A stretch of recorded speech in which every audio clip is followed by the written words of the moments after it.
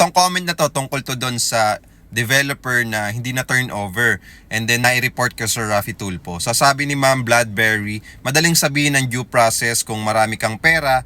Yung iba, lifetime savings nila yung pinambayad doon, expecting na may maasahan silang matitirhan pag return na sila. Yes, actually, yun talaga yung nakakalungkot ton. Based dun talaga sa video natin, dadaan talaga siya sa due process ng batas natin. Kasi hindi naman natin pwedeng pangunahan yung batas ng Pilipinas kung yung gagawin ng developer doon. So yun nga, dahil marami nag-invest dito, karamihan sa kanila pinaghirapan talaga nila yung mga pera nila na pinang reserve, pinang down payment, and then sabi nga ni Bloodberry, okay, yun nga, yung iba dun pang retirement na tapos napornada pa, di ba? So sayang naman yung investment din nila nun. And I hope and I pray na may solid din yung mga payments nila sa mga bawat client, and yun, maging smooth ulit yung pagbabalik ng pera at baka makapag-invest din ulit sila sa ibang property na lang.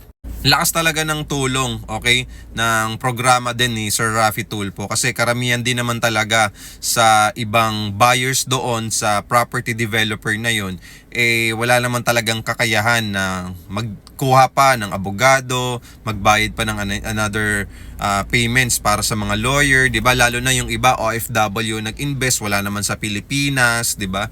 Tapos SPA lang yun nandito. So ibig sabihin talagang sobrang hassle niya, talagang kailangan talaga ng perang ilalabas para mapaandar yung kaso, 'di ba? Para makapag full refund sila sa isang developer na yon na hindi nakapag-turnover.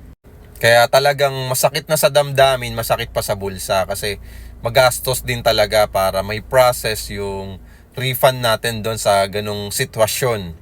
And then sinuggest ko rin doon sa video na yon na instead of pre-selling, kuha na kayo ng ready for occupancy. For only 10,000 to 25,000 cash out only, ay pwede ka na magkaroon ng 2-bedroom unit mo sa Ortigas Extension, Pasig na malapit sa lahat.